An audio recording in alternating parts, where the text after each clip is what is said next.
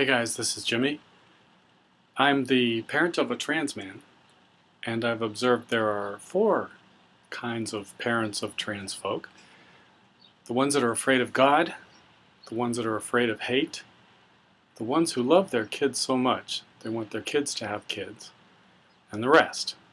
I have nothing to say about the rest today, but category number one, if you believe God created everything, you kind of have to believe that God created everything. Enough said about that. Two, if you're afraid of hate, well, you know what? You just got to be brave. There's a lot of dangerous things in this world. Haters of trans people, haters of any kind of GLBT. Just be brave. Category number three, the parents who love their kids so much, they want their kids to have kids too. They want their kids to have what we had. I think a lot of parents who want their kids to have the joy of parenthood look at transgender and say, well, that's the end of that line, and you're not going to be able to have children. I'm not going to be able to have grandchildren. And what do I mean by grandchildren? I think it's worth giving some thought to that. I remember my mom sitting down and drawing me a little chart of my genealogy, the Thomases and the Coles and so forth.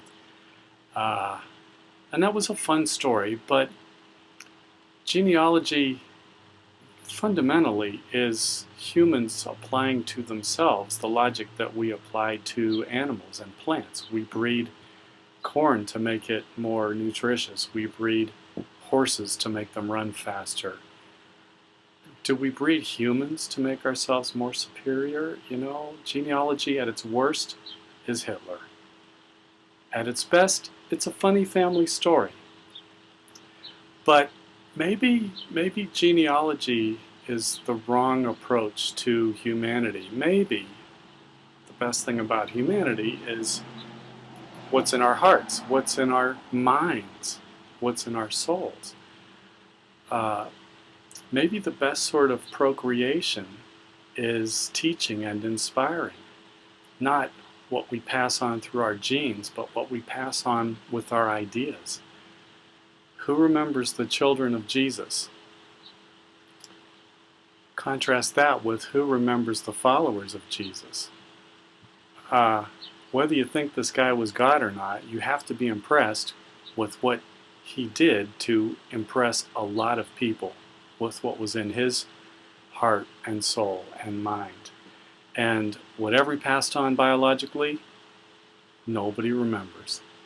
It doesn't matter. So I'm thinking, you don't really need the right genital equipment to change the world. You don't need the right genital equipment to make your parents proud. One day, I'm going to meet kids who look up to my sons, and these kids are going to admire me and my wife for what we did to raise two awesome boys.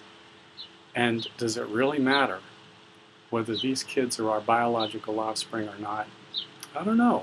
I have to ask these questions.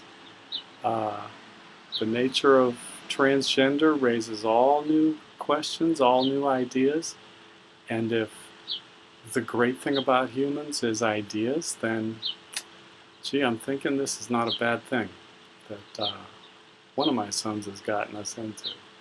All for now.